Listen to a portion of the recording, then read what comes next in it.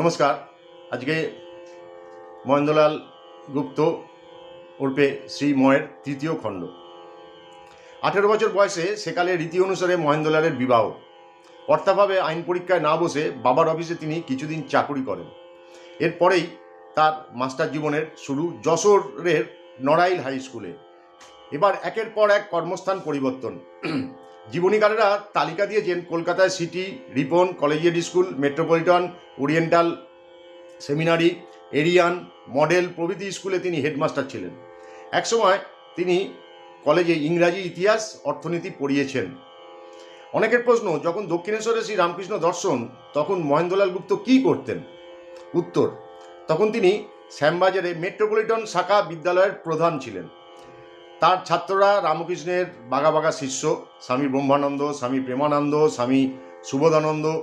শুরুতেই স্বয়ং ঠাকুর রামকৃষ্ণ তাকে মাস্টার নামে ডাকতেন।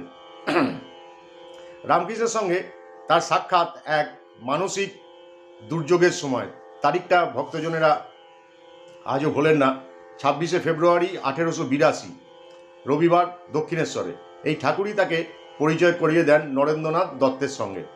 গান গাইতে বলায় উৎসাহ না দেখানোয় শ্রী রামকৃষ্ণের সেই বিখ্যাত মন্তব্য, ও স্কুলে দাঁত বার করবে আর এখানে গান গাইতে ওর যত লজ্জা। নিজে মাস্টার হয়েও তিনি তো পিতৃবিয়োগ ও অন্য কষ্টে কাতর নরেন্দ্রনাথকে মেট্রোপলিটন স্কুলে মাস্টারি জোগাড় করে দেন।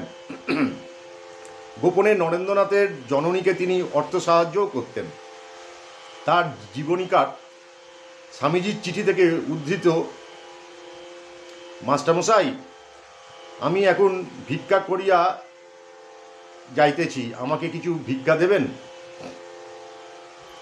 মহেন্দ্রলাল জীবনীকারেরা বলেছেন, সেই সময় কৃতি শিক্ষকেরা একই সঙ্গে একাধিক শিক্ষা প্রতিষ্ঠানে মাস্টারি করতেন। 1875 থেকে 1905 পর্যন্ত নানা স্থানে শিক্ষকতা করে শেষ পর্বে তিনি নকরি ঘোষের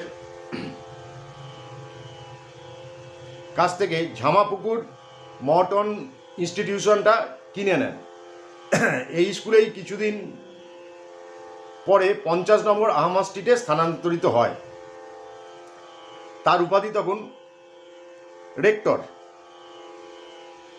ঠাকুরের প্রথম দর্শন লাভের পরে অর্ধ শতাব্দী বেঁচে থেকে 1932 সালে 4 জুন কলকাতায় তার দেহশেষন শেষ হয়। তার পূর্বরাতে 9টার সময় পঞ্চম ভাগ কথামৃতের প্রুফ দেখা শেষ হয়। একথা আজও ভক্তজনের মুখে মুখে।